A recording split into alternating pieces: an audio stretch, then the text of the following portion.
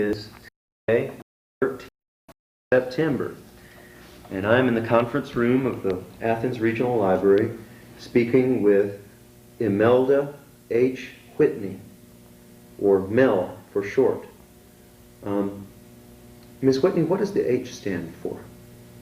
That's my maiden name, Heiser. Does anyone call you Imelda by your whole first name? Well, only in situations that are official or legal or like in school, you know, things like that. But very few people really know what my real name is, especially here in Athens. Well, Ms. Whitney, would you tell me a little of your experiences during the era of World War II? Where should I really start? Anywhere you like. Do you remember hearing of Pearl Harbor, for instance? I had never heard of Pearl Harbor until the day that it was bombed.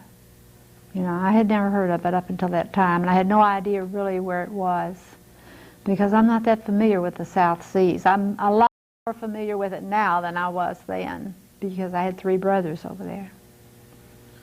How did you hear the news on December the 7th of 1941? Well, at the time I was in nurses training, and I can remember where I was. I was on duty, of course, because we worked at that time 6.5 days a week. And it was on a Sunday morning, and of course I was on duty, and I had to go down to the front office for some reason. I don't remember, and you know now what the reason was, but there were a group of people standing there talking about it, and that's where I first heard it. You were on duty. Where were you? What were you serving with, or what were you doing? Oh, I was in nurses training at that time, and I had just almost completed my first year. You know, this was in December, and I would have been there 1 year in January. So that's where I was. At that point in time, when you were in nurses training, well, for one thing, you couldn't be married. There are a few places around the country where you could, but in most, you know, hospitals. And you lived at the hospital.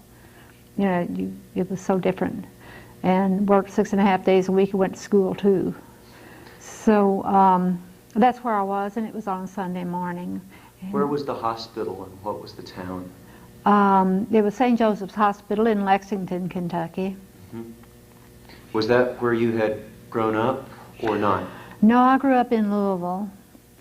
But it was interesting, kind of interesting, the way I got into nursing. You know, when in high school, as electives, I studied business, you know, things like typing, shorthand, bookkeeping, and things like that. So also, the expectations, this is going way back in time. Also, women's expectations were you worked until you were married, and then you stayed home and took care of the home and reared the children and things like that. So that was my expectations as well as anybody else's. And I was working at state headquarters in Louisville. It was state headquarters, and I'm not sure exactly what their total function was at this point, but they somehow were connected with education. They were promoting education and more training for students coming out of high school, because we're just beginning to come out of the Depression, is where we were in time. And so there were literally no jobs for high school graduates. Back then, college. It's a whole different ballgame now. But you generally finished high school, and that was your education for the most part. So what they did, and of course any jobs that were coming available were coming available for the family providers and older people, you know, that were still out of work. So what they did, they set up programs where they were training, given further training to high school graduates for various kinds of jobs and employment. And I happened to be working there at the time. Actually, it was a training situation, but we were working there. The only thing with what I was doing, I enjoyed the work I did, but I'm not very good at sitting still. And sitting behind that desk used to drive me out of my mind. And one morning, we had the nicest, I'll never forget the man. He was one of the nicest people I'd ever worked around or worked for or with or what. But he came in the office one morning. There were 4 of us sitting there in the office. And he came walking through the door, and as he walked through the door, he said, "How many of you girls would like to be a nurse?" That was the way he talked. And I jumped up, and I said, "Oh, I would love to be a nurse." And I had never heard, I didn't know anything about nursing. I didn't know anything about being a nurse. I think I had seen maybe one in my life. And I'd been inside a hospital one time that I recall. But it didn't make an impression on me. But it was just the idea of doing anything to get away from that desk. So he said, he asked for the rest of the girls, and nobody else wanted to do it. So he said, "Well, okay, come with me." And he took me downstairs to the director's office. And we walked through the door. He said, "Doctor, I brought you a nurse." So we talked about it, and he said, "Well," he said, "I'll tell you this." He said, "This is, we only have a program in Lexington." See, that was in Louisville, where I was living. He said, "We only have a program in Lexington, this semester. But next year we're going to start one in Louisville." And he said, "Whichever you'd like to do, if you'd like to wait and go in Louisville here, or if you want to go to Lexington, that's fine." I said, "I want to go right now." So within about a month or 2, I was in training. It happened so fast. And of course I went up to Lexington. It was it was the best thing ever happened to me. Absolutely the best thing ever happened to me, and it was so unplanned. And for the lifestyle, looking back, the lifestyle that I've had to lead, through my life, I couldn't have picked anything better, because, well, for a number of reasons. I couldn't have picked anything that would suit me better. And any place I went, I could get a job. It was no problem, things like that. So anyway, that was how I got into nursing, but I've always loved it dearly. And I still do, but I don't practice it much. So then, you change your mind about what you want to do, where you want to go, and I did that same thing. I started out thinking of a lot of different things or a lot of different places. Initially, I kind of wanted to be one of the horseback riders up in the Kentucky mountains. I'd heard so much about them, nurses. And then when I got in training and I got into pediatrics and I liked that, and I thought, gee, I believe I'll just be a pediatric nurse all my life. You know how it goes. But then we got more into, by the time we got ready to graduate, we were talking about going into service, quite a number of us. So on the day that we went to Louisville, we had to go to Louisville to take state board. On the day that we went to Louisville to take state board, when we finished, the same day we went down and enlisted in the Army. Not everybody. There was quite a group of us, though, that went down and enlisted in the Army. That was the end of January in 44. So, of course, I didn't finish training until the middle of February. I had some time to make up because I had a serious illness at one point during the training. So I had time to make up, and I didn't finish till the middle of February. Well, by the time that we got our state board replies, and by the time the Army, it got to the Army and everything else, it was May before we got in.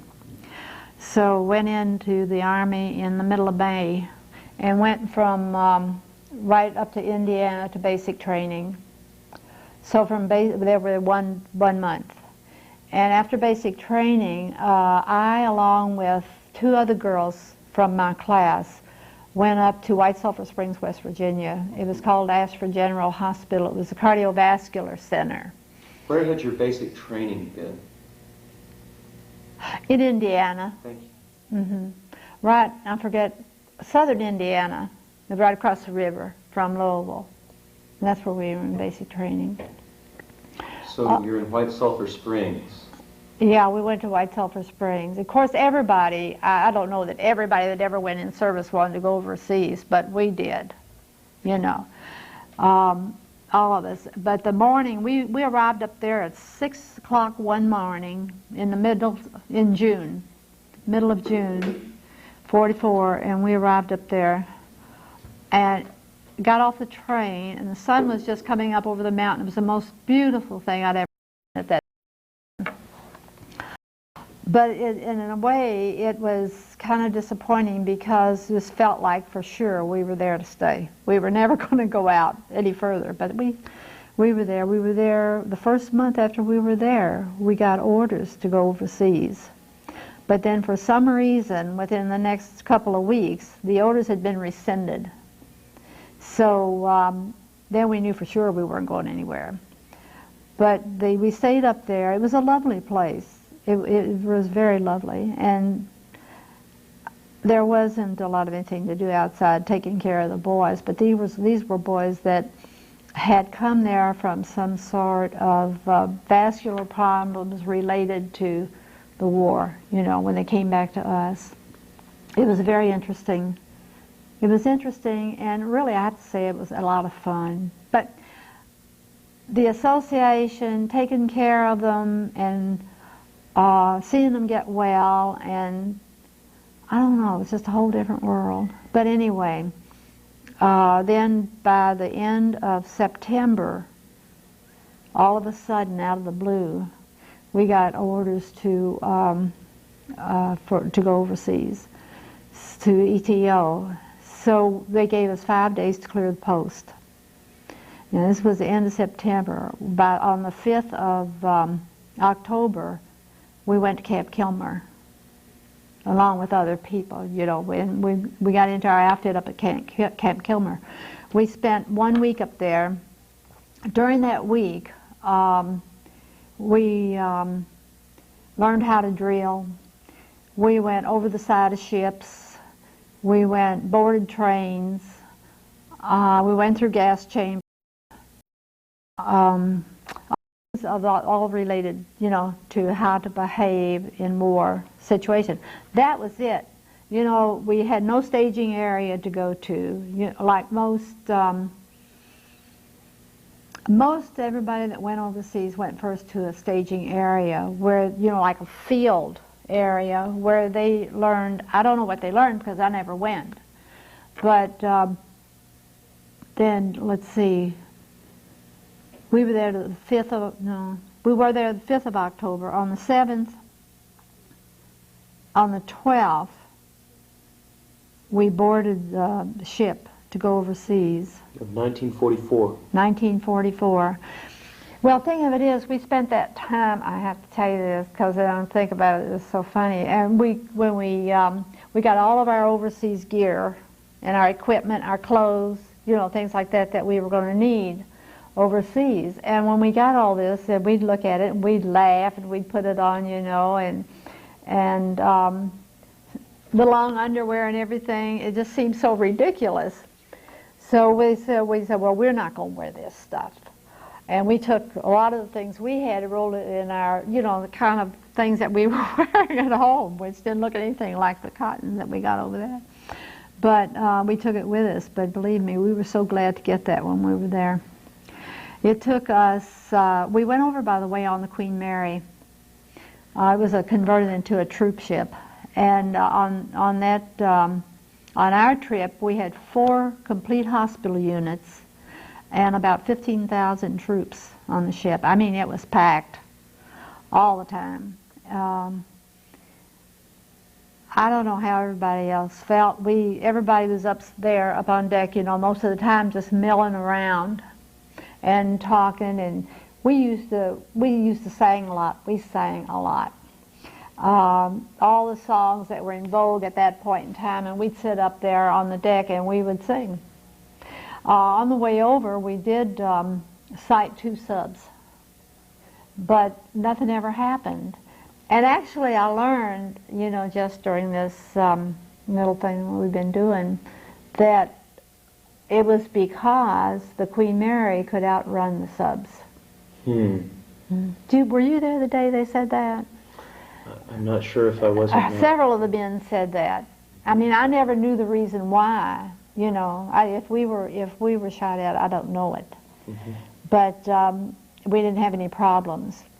It took us 4.5 days to get to Gurk, Scotland. That was where we landed.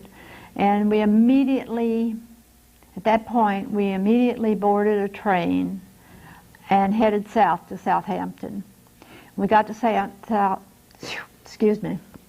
We got to Southampton, and we boarded a boat. It was a converted British cattle boat, actually. And they had put wasn't really, cots, you know, beds in there. But once we got on it, we couldn't get across the channel because the water was so rough. It had been raining for 3 weeks when we got there. So we sat there every day on the English Channel. They finally said we just got to, you know, go. So we started out across the channel, and we got we went in on Omaha Beach, across the channel. Of course there wasn't any firing, you know, or anything like that. When we got there, LSIs picked us up out in the water and took us as close as they could to the beach. And I don't know if it was because of the high waters or what it was, but we had to wade in a little ways.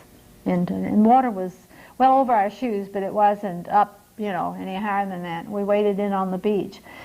I'll never, ever forget that first step I took onto that beach.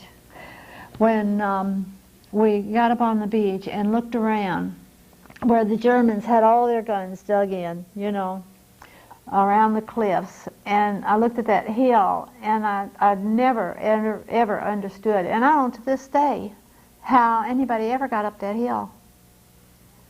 You know, being shot at like they were. What happened on D-Day, but the most astounding sight.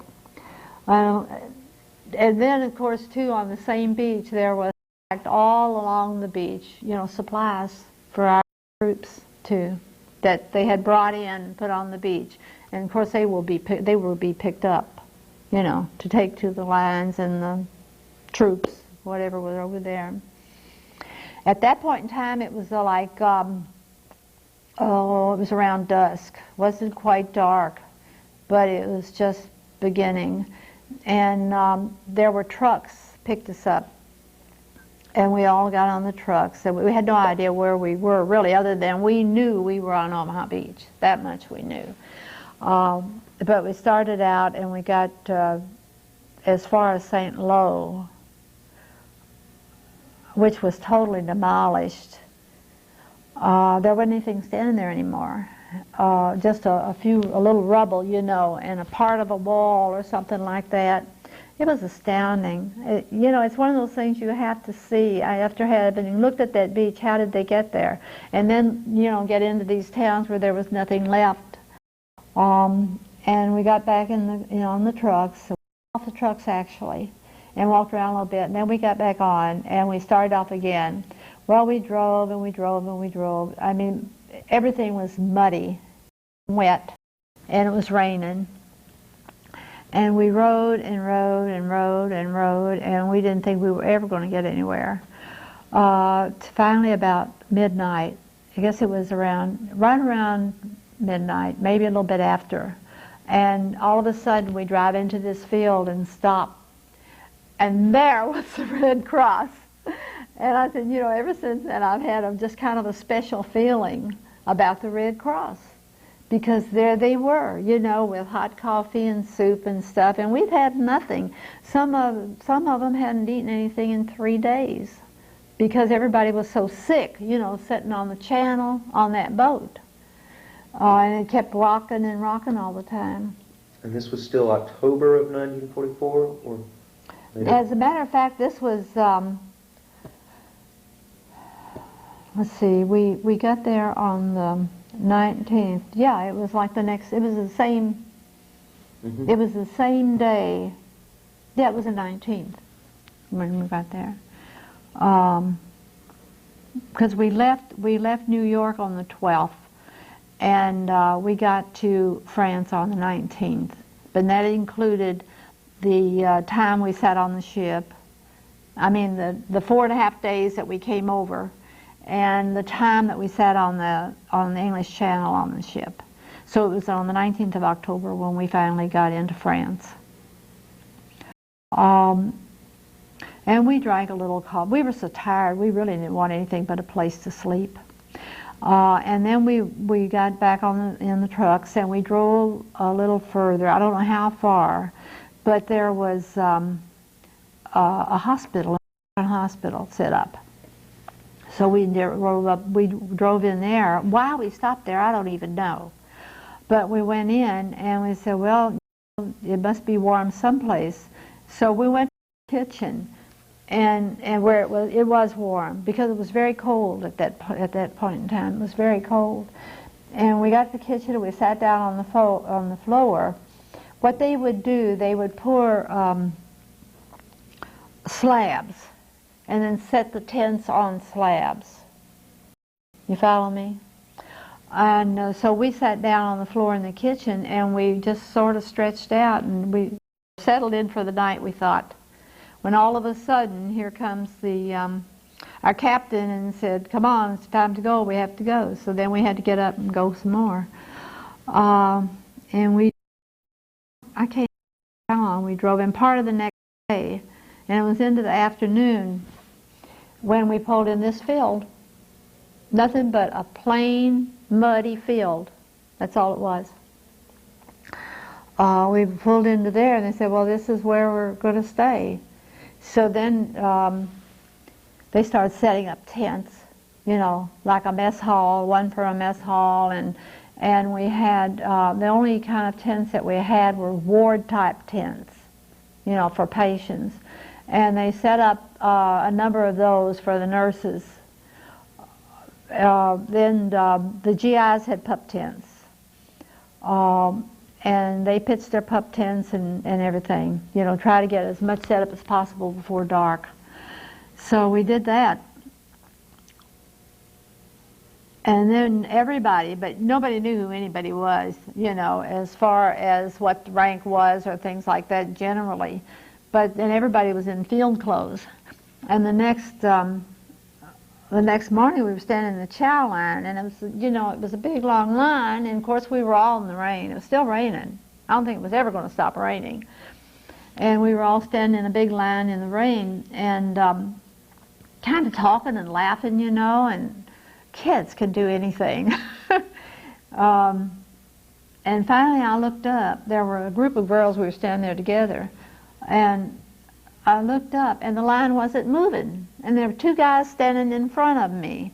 And I reached over the shoulder of the back one. The other one was kind of turned around a little bit. And I reached over and I punched him on the shoulder. And I said, move along there, fella. And they both turned around, and it was our CO. And one of the captains almost died. Everybody cracked up. And they just laughed. I mean, they were standing in the rain in the chow line just like we were, just like the GIs and everybody else were. We just happened to be behind them and didn't know it. So anyway, that was, funny things happened. I tend to remember the funny, amusing kinds of things that happened rather than the real disasters. And of course, we were never under any fire. Not the outfits I was with, the whole time we were there. We were in General Hospital. Were you there as the winter progressed? Oh yeah, well, we stayed there. We were there about a month or so, and it got kind of rough insofar as no convenience. We had, to begin with, we didn't have any clothes the first 2.5 weeks. All we had was what we had on our backs, plus, you know, what we carried in travel was a bag. It was like a backpack, and it was called a musette bag, is what it was called at that time. But we had all our immediate needs, you know, we carried in that. And other than that, we didn't have anything. Any clothes, we didn't get clothes.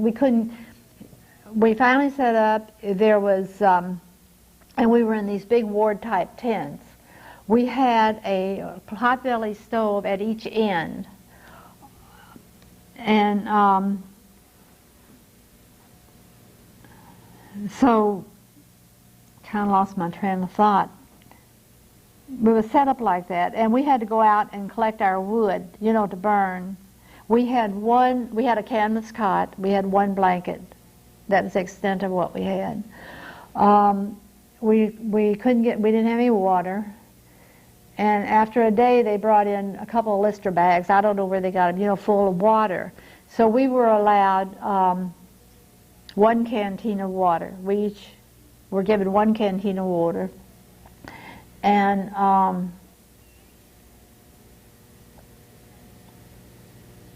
I had about a quarter of a helmet, I guess, of water. And which was for us to take a bath in, wash clothes in, whatever we needed to do with it, you know, that was our allotment for the day. So that went on for about 2.5 weeks, like that. One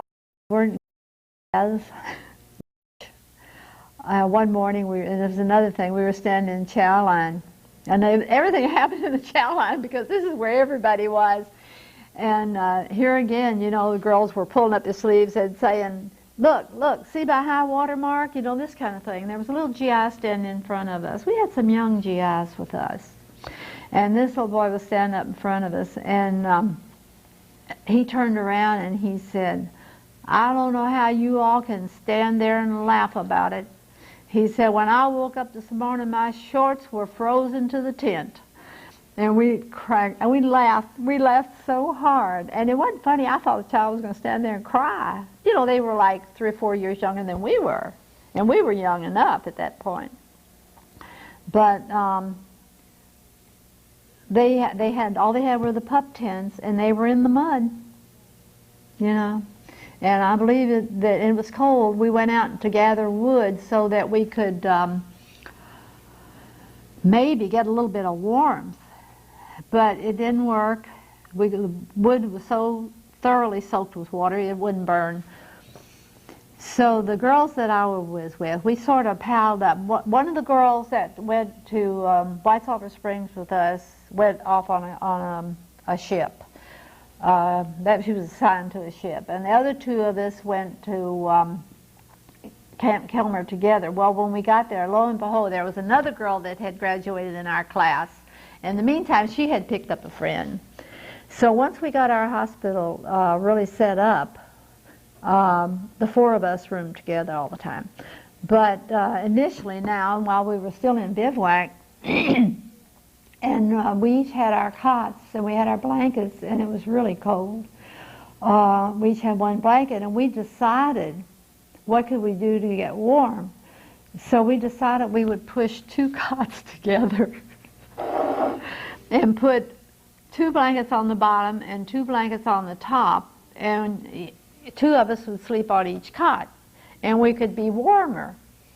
And then what we would do, if we would fan the fire all night, maybe we could keep it burning. So we decided we would sit up. Can you believe this? Mm-hmm.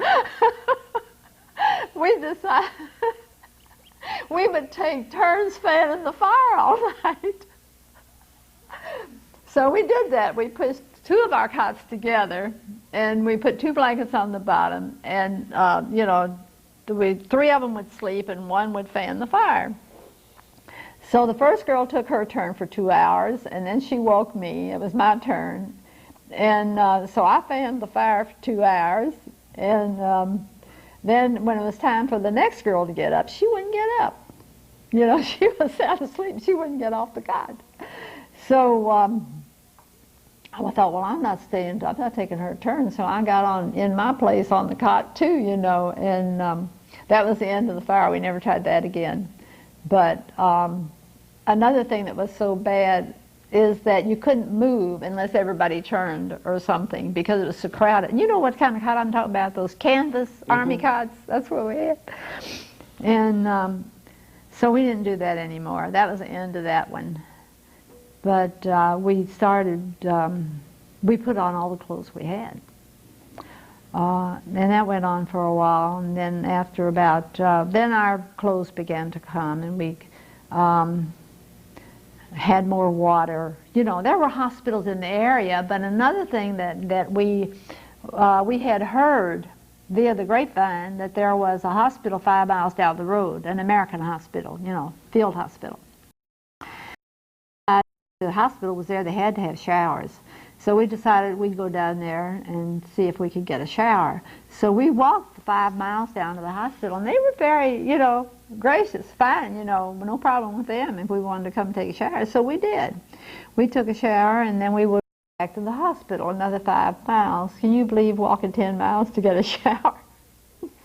So we did that several days, as a matter of fact. And I said, well, gee, it's so far to walk, you know, we'll just hitchhike. So we started hitchhiking. And we did that for a couple of days. And on the way back, on about the third day, Jeep stopped with a couple of Army captains in it. And they were very nice, very, very nice. They picked us up. They took us back to camp. Of course, they gave us a lecture about hitchhiking over there. The other thing they did then was they reported us. So we couldn't anymore. We couldn't go back anymore. And we had orders from headquarters that we were to be drilled and marched every day. Mm-hmm. But our head nurse wouldn't do it. She said, no way am I going to do that to these girls. She said, every one of them will be sick. And then what are we going to do? So we didn't have to do that. She would make us do anything like that. We stayed there about a month altogether. And then we we took over our first hospital, which was at Carentan. We took that over, and we really got it organized and got going with that. Actually, we had a detachment of engineers with our hospital. And we also had a Red Cross unit with our hospital. And I guess this was true of both hospitals. I don't know about the rest of them. I only know what we had. And so they set up, you know, the electrical work and the plumbing, and the Red Cross, you know, provided whatever was needed by the patients or the boys, you know, or whatever. So that went along pretty well. It worked real well. We had, and then along about, whenever we would get the train loads of boys, you know, back from the front, is the way they would come into us, and we shipped them out as quickly as we could, you know, back to the States.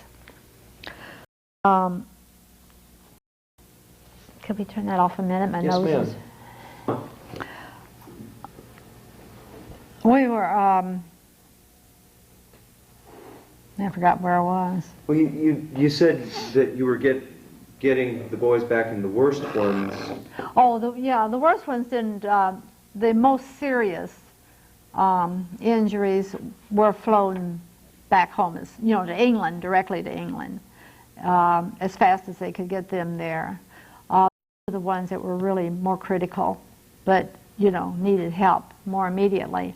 But then when the boys came back to us, they came back by the train loads, And whenever we would get in a trainload of boys, we would have to go on duty. It didn't matter when it was, what time of the day or night it was, but we had to get up and go on duty. And we stayed on duty until every one of those boys had been bathed and fed and treated and put in bed. So we worked 12-hour shifts, days, evenings, 12-hour shifts. We have a ward attendant, medic, on each ward. And these were the young GIs, that learned something about medics, and they did a lot of the work. Very good, very good. And then we, as the nurses, were in charge of blocks of tents, is what we had. And we had a few German tent, where we had German prisoners of war as patients. We had a few of those. And then for a while we began to get back more because we were progressing, you know, right across France. When we got over there, I think they had just taken France right before we got there.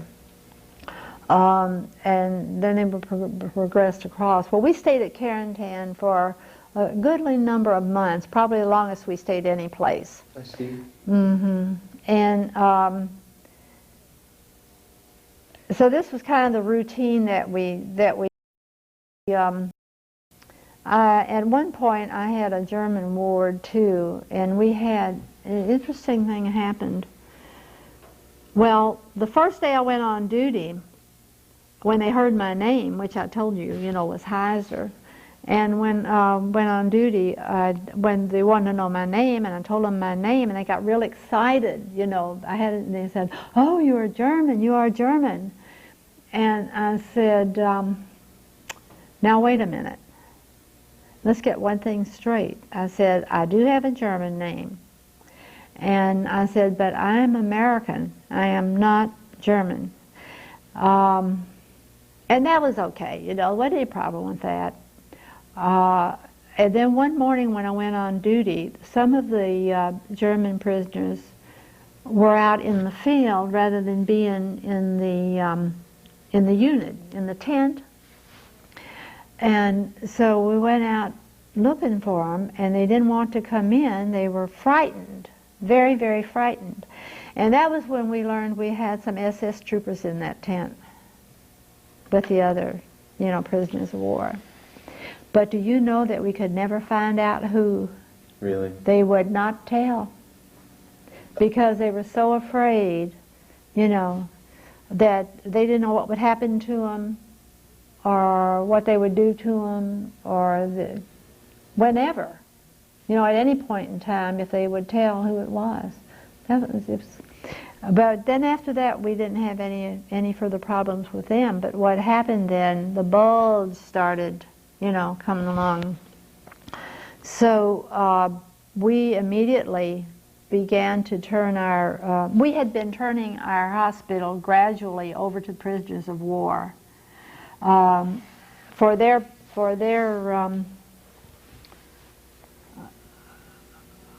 patients. But then when the bulge, we started getting into the bulge area, we shipped them all out. We shipped them back to England and opened our hospital up again to our boys, our GIs. And interesting thing, when that happened, they started pulling boys out of our hospital and some of the other hospitals to go up into the front lines. And these boys hadn't had any training for that. And so they were desperate, you know. There just weren't the troops. I guess we too soon expected that everything was going our way, you know, and just fine.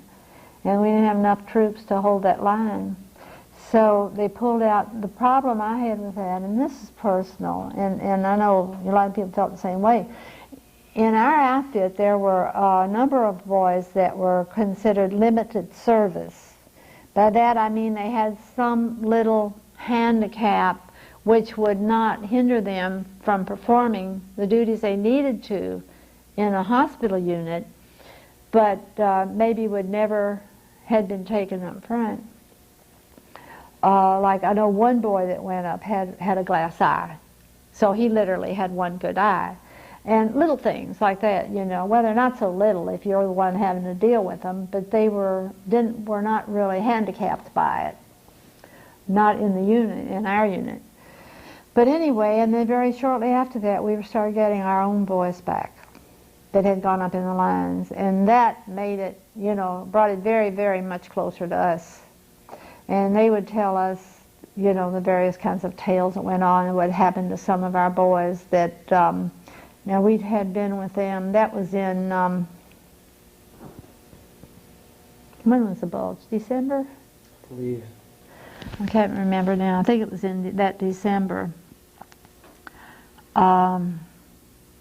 that first December that I was over there. That was about the worst Christmas I ever spent. Because for one thing, you know, we'd been in the war a couple of years or more, and everybody was getting just, I think, tired, you know, and worn out and wanting to go home and things like that. So they were all very depressed. Plus they had heard, and what they told me, because I asked them, that the girls, our girls back home, were entertaining the German prisoners of war. And when we got over there, and I said, where'd y'all hear a thing like that? Well, we had heard it in the States too. We had heard it. Just about the time we went over there, we had heard that. In the north, so we're in the north. And I said, where'd y'all hear that? What was this?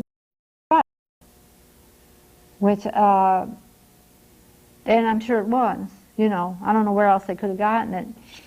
But when for that reason too, among being a fact, I don't know how long it had been since they'd been home, and it was Christmas, and there was a lot of depression and things like that, and we dealt with it the best way we could. We tried to reassure them that wasn't, that, you know, there wasn't any real truth in that, and it wasn't going on to any extent that we knew anything about, because we didn't personally know anything about it, and that sort of thing. So it was a pretty bad Christmas, and I said, well, I never had spent a Christmas like that before or since. You know, I'm sure other things happen in people's lives that especially at holiday times like that make everybody feel really bad, and you never kind of forget it, you know. So, but we got through that all right, and we got them all home sooner or later.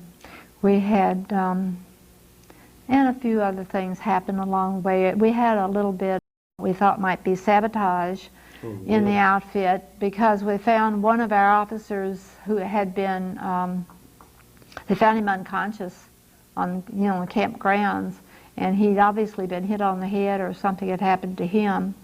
And then with this incident we had, you know, with the prisoners of war, they brought in a detachment of MPs for the hospital at the time, and I was on night duty, so, and I had my own private guard every place I went.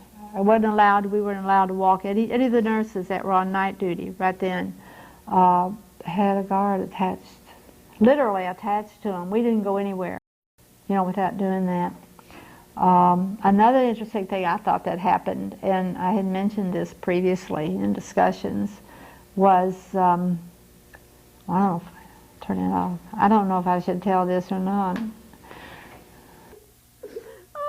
You want me to tell that? I would love it if you would. Oh, I don't mind. Doesn't make any difference to me. If you would go back to I mean, I turned it off, but I would love to hear that story one more time. Okay. You could abbreviate it. Well, I was just trying to think, you know, I should have started. We were still having inspections. You know, it just seemed like where you went in service, you still had your inspections. And even though, you know, even the same thing applied in the field and everywhere else. So we had to get ready for inspection, which meant that you did everything possible you could to get everybody to cooperate, to keep everything neat, be sure it's clean, and that sort of thing. So one of the ward tents had a lot of boys in it from the Northeast, patients, you know, that like from Brooklyn, New York, and down over New Jersey, and maybe some from Pennsylvania, wherever. We could put about 35 boys in one tent. And they were noted for being kind of wild. So I didn't know how in the world I was going to get them to cooperate with getting things done. And the little ward attendant that I had said, "Lieutenant, I'll tell you how to get them to do it." And I said, "How?"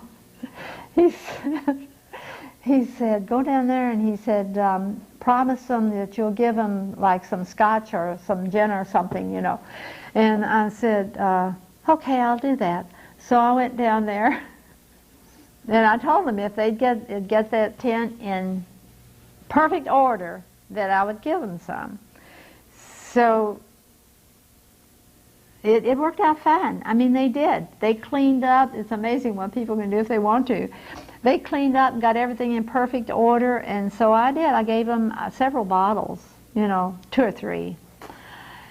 Well, the thing that happened, it was just enough to get them started, to make them want more. So in the meantime, of course, we'd gone off duty. And the next morning when we went on duty, thinking everything was wonderful, and I started making rounds on all the wards, and got down to that one, and I walked in there, and it was the biggest mess I ever saw in my life. It was so disorderly, and clothes and bedclothes, and I mean, all kinds of things were lying everywhere. And I said, well, where are they? And there were a few of them in there, a few of the GIs, the patients. And I said, well, where's everybody? Well, nobody seemed to know. And so I told the attendant, I said, well, go outside and see if you can find anybody somewhere. So directly he came back, and I went out with them, and we had to literally pick them up out of the hedgerows and bring them back in. They'd gone somewhere in the area where they knew to get it, and got them a lot more. And so we picked them up and brought them in and tried to sober them up the best way we knew how. We had, you learn. And got behind them, and they did. They jumped in and straightened things the best they could at that point in time, but it did pretty good. And Did that involve cold showers and hot coffee? Was there a cure for those hangovers? You know what we used to give, what wasn't we used to give them that seemed to work?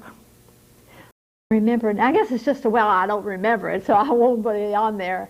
But it was something that we would put in water and give them to drink, and it was the best thing at that point in time that you could find for sobering people. It was good. I wish I could remember. It's a common thing. You would know what I was talking about, but I can't remember. Aspirin? No, it wasn't aspirin. It wasn't anything that simple. It was some kind of a medicine that you would never think of. Anyway, I can't remember what it was. And that helped a lot.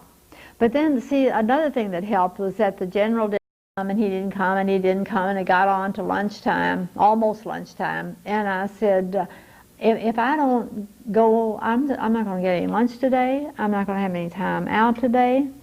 And the GI, I said, I wish he'd come on. And my little GI said, why don't you go ahead and go? He said, go on, go to lunch. He said, he might not even show up this morning. He said, and I'll be here, you'll be all right.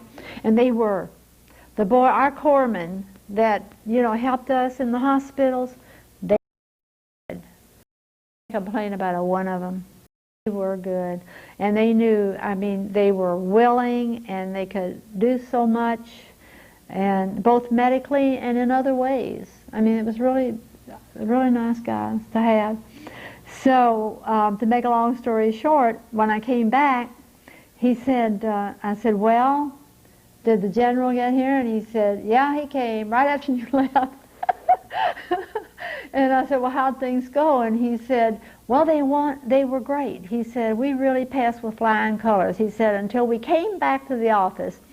And he said, we came in, and he said, we got to the second coal bucket. He said the poker was missing out of the first one. He said, we got to the second coal bucket, and he said, there were 2 pokers. And he said, the general pointed to him and said, what are those 2 pokers doing in here? And he said, I said, well, what did you tell him? He said, I told him that I didn't know they'd been here longer than I had. Oh, let me tell you another interesting thing about inspection. But this time we had moved back to Cherbourg, I think it was. So we stayed at Carentan, I don't know how many months we stayed down there, a long, long time. And then the war ended, and we moved back to, we didn't move our tents. We went back to Cherbourg and took over a hospital. as a holding hospital for the troops that were coming home, you know, the patients that would be coming home from the war, the injured. And at one point in time at Cherbourg, the general came around again. And when they got to the front gate, when we got back to Cherbourg, we even had a front gate, and we had pathways that were really nice, you know, and more things back there. But the general came, and he got to the front gate. Of course, we had guards. Now, all the while we were over there, we had guards patrolling our hospital area, our areas where we lived, you know, like where we stayed, like the nurses' area and the officers' area and the GI area. We had guards all around the place and all around the hospital. But, excuse me, we, he was on the young boy was on the gate, and when the general and his aide drove up, and he asked him for ID. And he said, "I'm General so-and-so," whoever he was. And he said, "I'm sorry, sir." He said, "I need to see your ID." And he got right irate with him, the general did, who he was. And he said, "I'm sorry, sir, those are my orders. Nobody gets in here without an ID." And so the general pulled it out and showed it to him. And he drove on in, and he drove down as far as the flag. See, we all had our flag poles and our flags out there.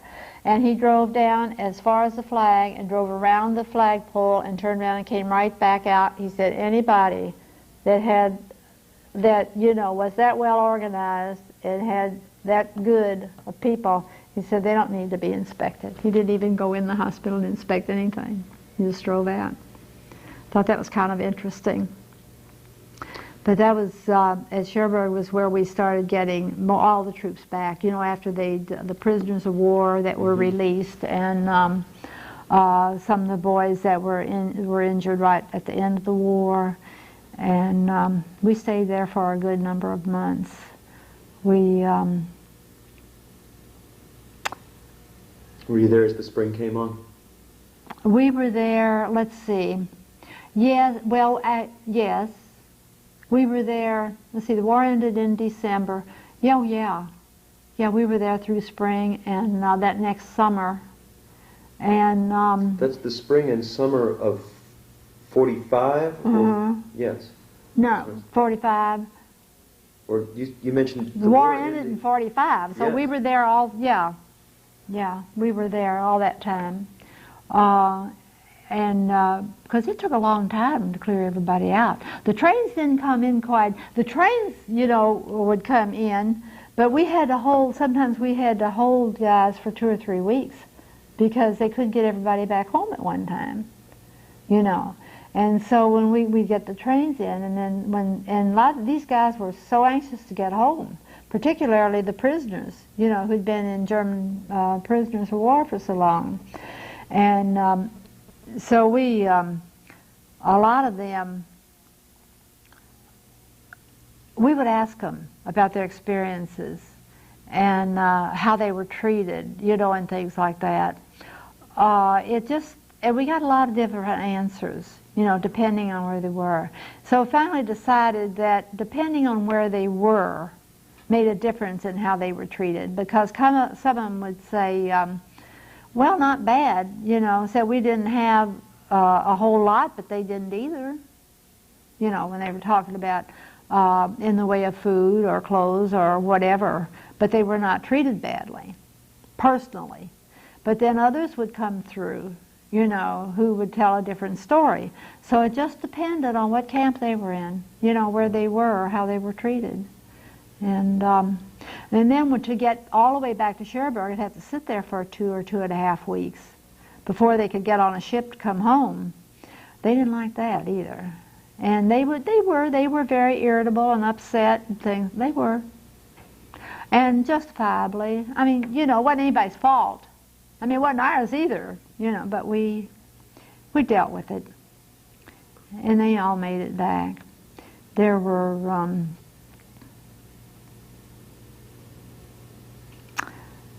a couple of other things I was going to tell you. Let me tell you this incident about whenever the trains came in, we were on duty full time. We didn't have any days off. You know, we worked 12-hour duty. So that whenever we sent out the boys, you know, whenever we put them on a ship to come home, when we cleaned out our whole hospital, you know, and get it ready for the next trainload of shipment to come in, and then sometimes we'd get a couple days off.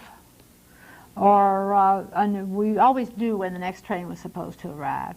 And everybody didn't go, but some of us, you know, could go off for a couple of days someplace.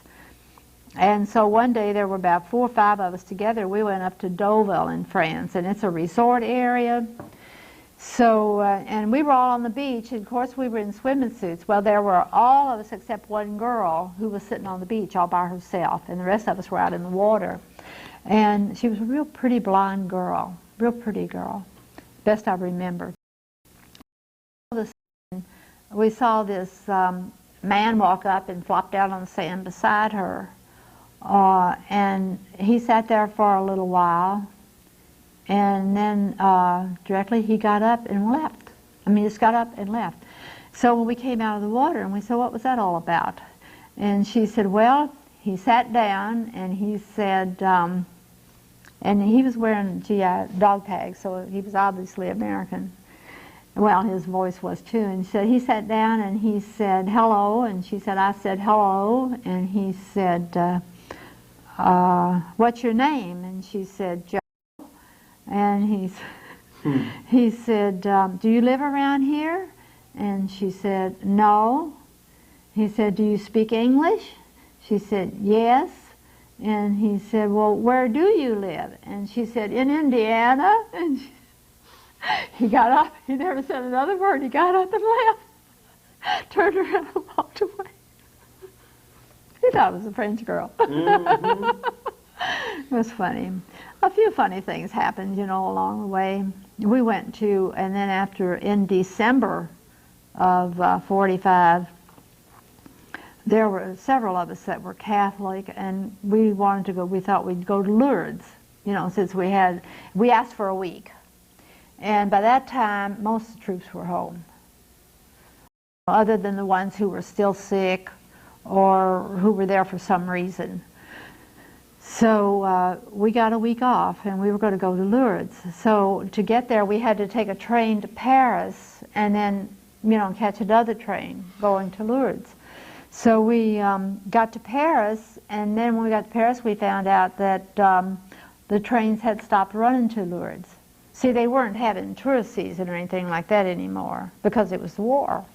And the war was over, but nothing was started back because we were all still there, a lot of us. So the trains had stopped running, so we decided we'd stay in Paris that week.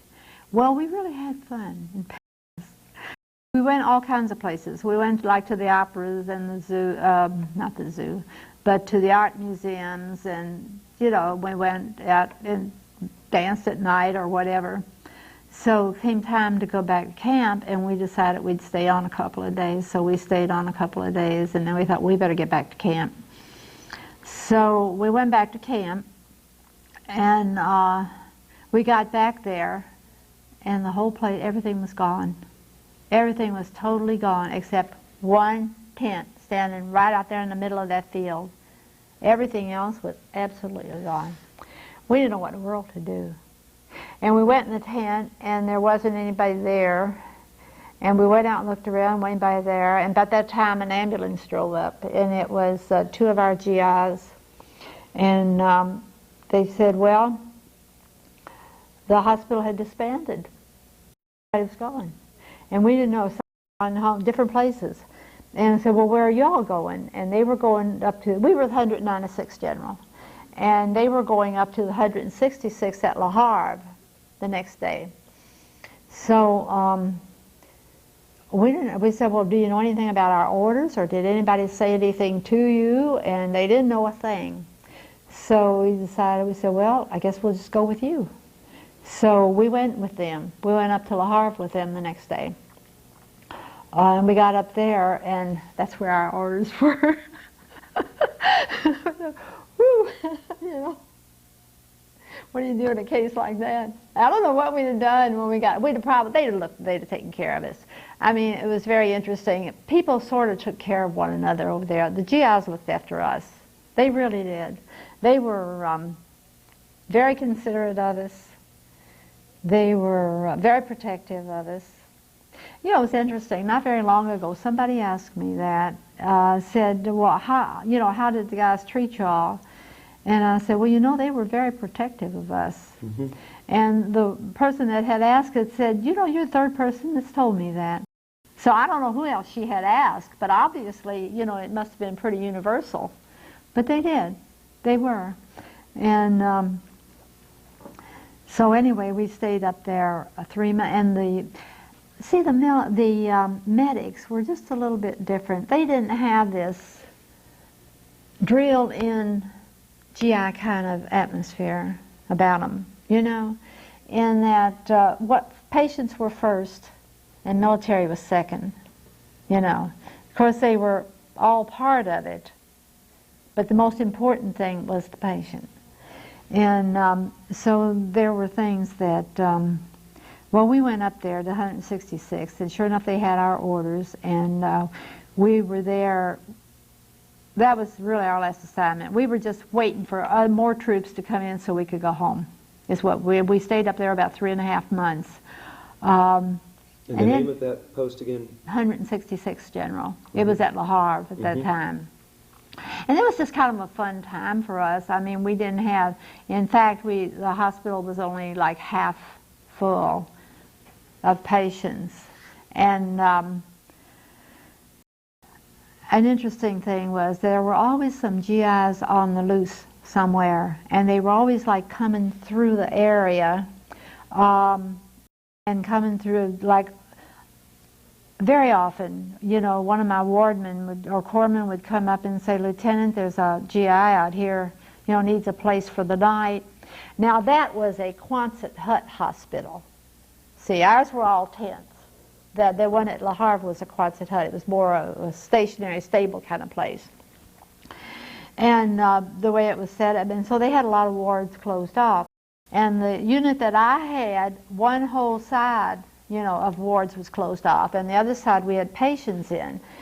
And so they would come and ask, says somebody needs a bed for the night, and we weren't supposed to do that. But I said, well, okay, and I've opened a ward for them and gave them some blankets and things, and I said, you have to leave by 6 o'clock.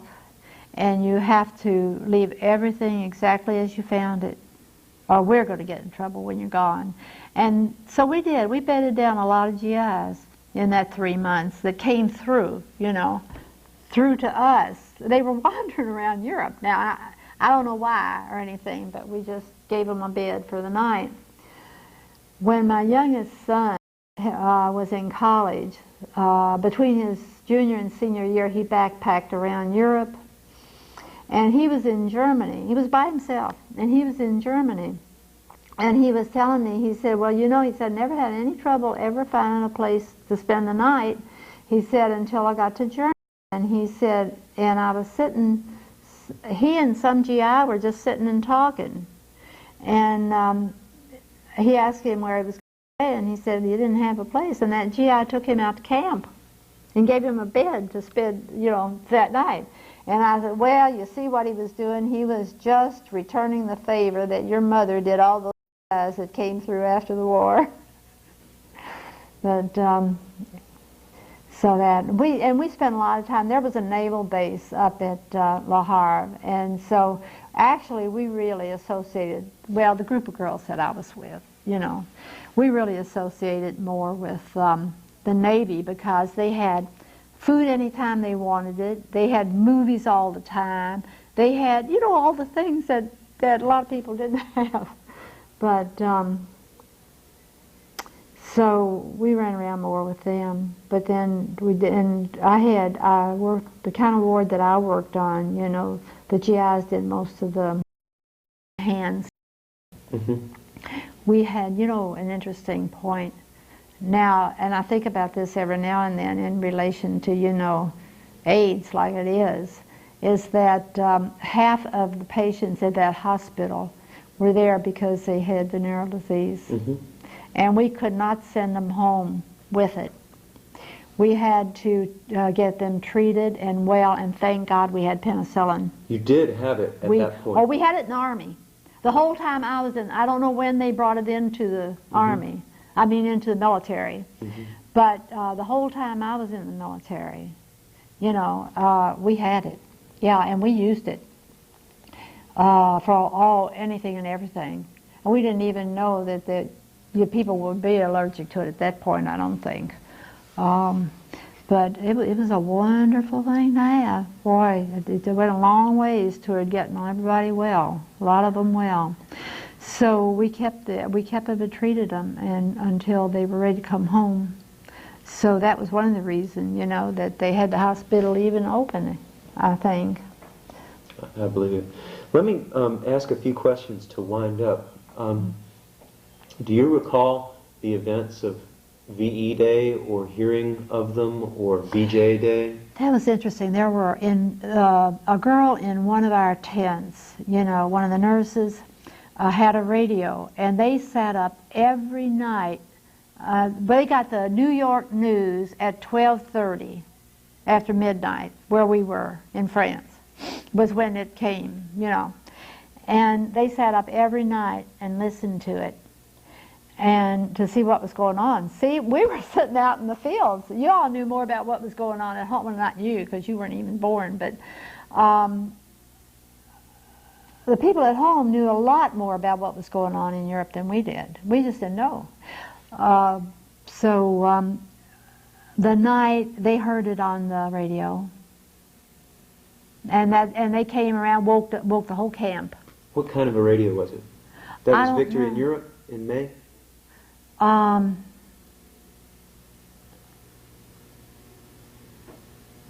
Yeah, but I don't know what kind of radio it was. You don't remember? It came out of New York. Mm-hmm. I don't have any idea. Did you hear about victory in Japan in August at some point? Yeah, but I don't recall where we were or what was going on at that point in time.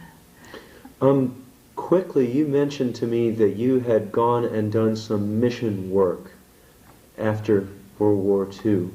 Can you tell me just a little bit about that? There's an interesting, it's kind of an interesting episode to, you know, the war, I think. Actually, this was when I retired. Really? From my job. Oh yeah, that's been about 7.5 years now.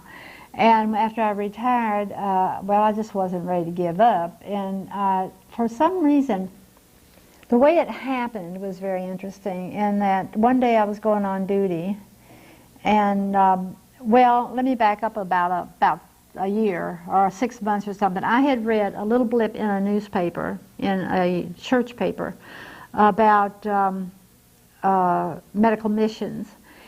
And I don't know what made me do it, because I wasn't thinking about it or thinking about retirement or anything at that point. And I cut it out and I stuck it on a bulletin board I had at home. And I never thought any more about it.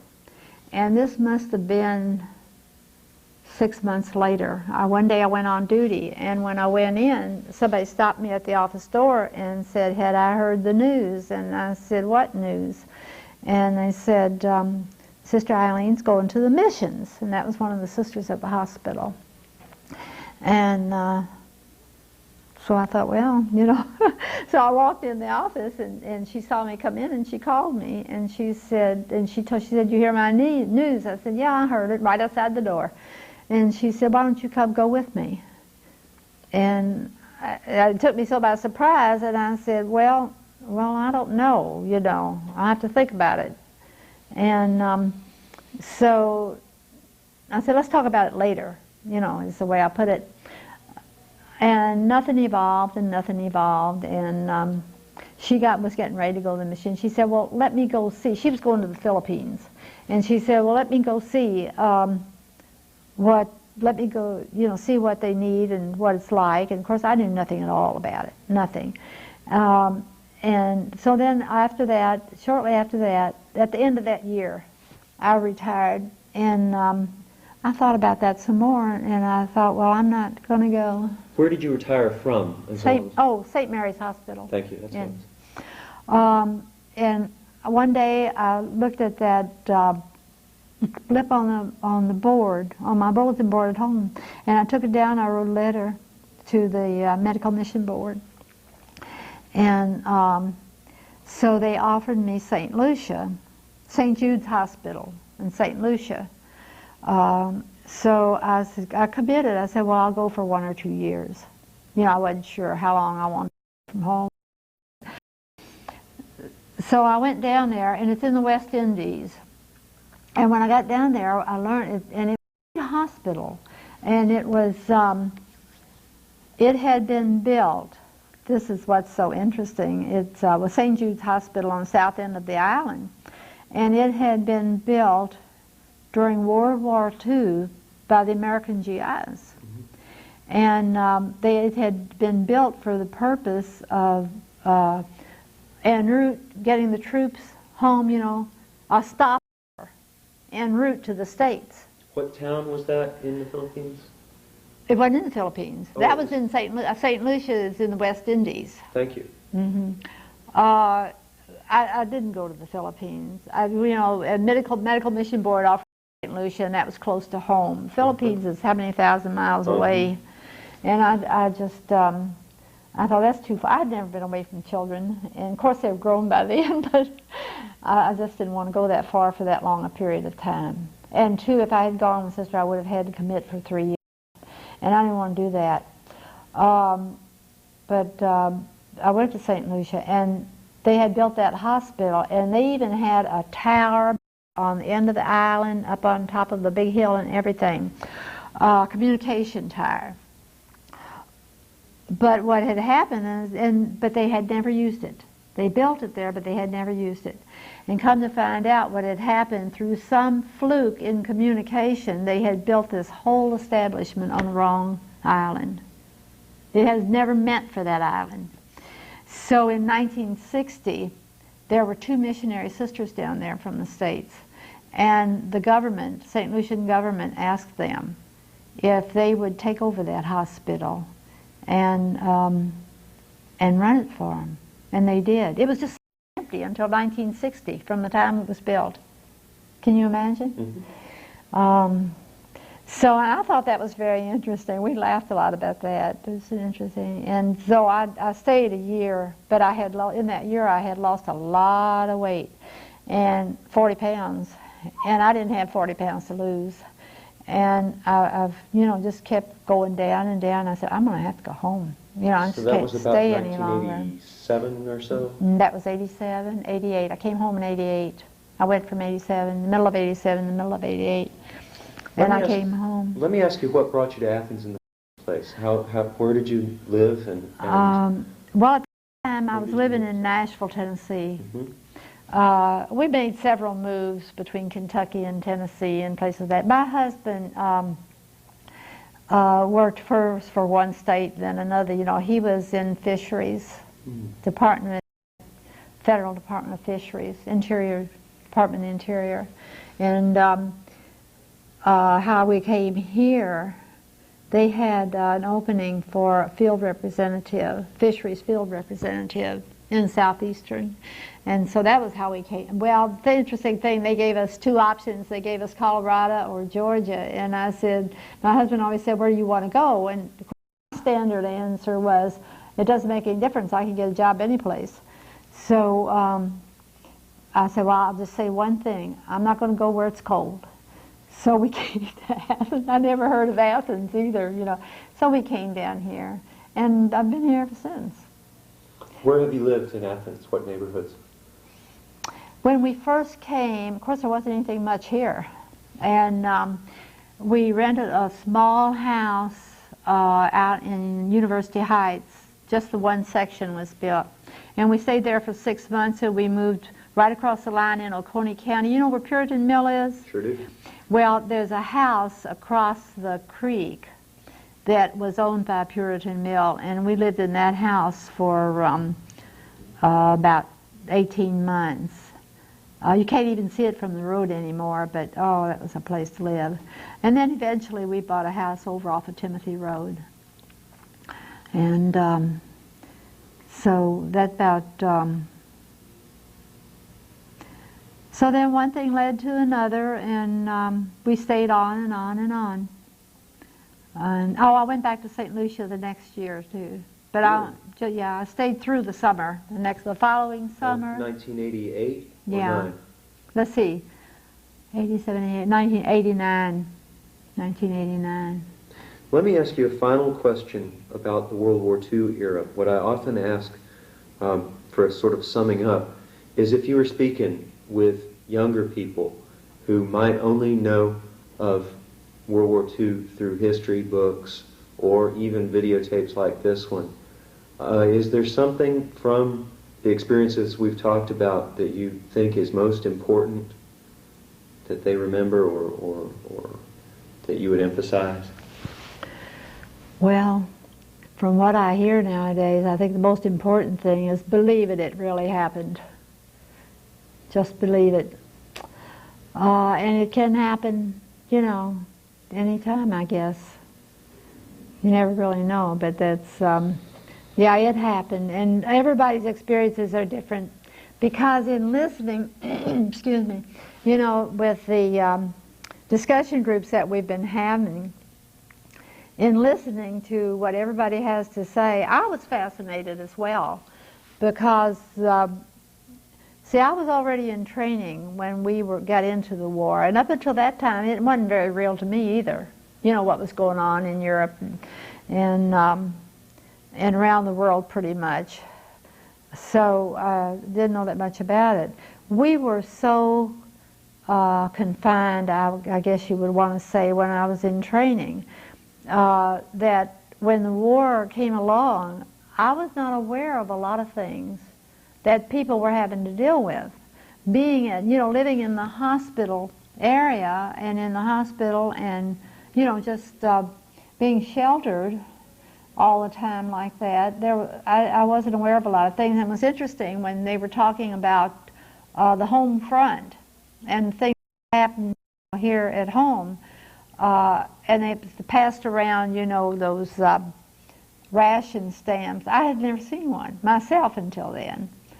So that was very interesting to me. Plus the fact that in this group, there were so many men from so many different branches of the service and so many different places that just, you know, hearing a lot of it I was aware of. You know, aware of some of the different branches of service and a little bit about what some of them were doing and things like that. Because then that it was very, very interesting. I was fascinated. I was really fascinated. But then you see, I had a little bit of knowledge about it. It wasn't like it came at me firsthand and I really had no connection with it before, other than reading about it in the history book. Well, you know, in a sense, I wasn't the best history student myself because I was always so interested in where I was and where I was going than I was in what went on back there, you know. So I think I can kind of understand a little bit. They have enough to deal with. They don't need to be worrying about, well, yes they do in a sense, but it's the fact of saying, well, they didn't believe it happened. Well, things happen. Thank you very much for your time. Oh, you're welcome. Anytime. Okay, we had the engineering attachment, you know, that we had to our outfit. You would do things for us, little things, and at one point we had the nurses asked for if they could do something for us, a place, give us some sort of a place where we could congregate, and you know, to whatever we wanted to do for the nurses. And so they built us in this. It was like one huge, large room, I guess about twice the size of this room. And just strictly for the nurses, and we called it. So we have to give it a name. So we called it the hen house, and it really was nice. I mean, it wasn't a place where we gave parties or anything like that. It was just a place where the nurses could get together and relax and, you know, just enjoy themselves privately. And that's what we used it for. And then we had almost like a house mother. She was charge of quarters is what she was, you know. And she was a little older nurse. We see her, and we still, some of us get together. A lot of the people that were in our outfit have died. But we don't have regular reunions anymore, but there are some of us that, you know, get together now and then. And particularly, there are a number of them in Florida. And when I go down there to visit, like, you know, we'll go see different ones. But we're all getting older. I'm glad to know that you're doing so well, though. And I'm very impressed by your voice and your career. Well, thank you. Thank you. Well, I'll tell you, you have to like it to do it. I mean, and be happy. And it just was my thing. I mean, it worked out better, you know, like I said earlier on, considering the life that I had lived, it worked out better than anything that I can think of that I could have done. And by the time I came to Athens, there wasn't any place I couldn't walk in that hospital and work, because I had worked at all kinds of hospitals. I had worked in very, very small ones in very, very small towns, and I had worked I worked at Vanderbilt. I worked at a big hospital in Louisville. So that by the time I came here, I mean, and we were just beginning to grow. The town was just beginning to grow at that point in time. So it all worked out so well, and I really loved I still love it. I just don't do it.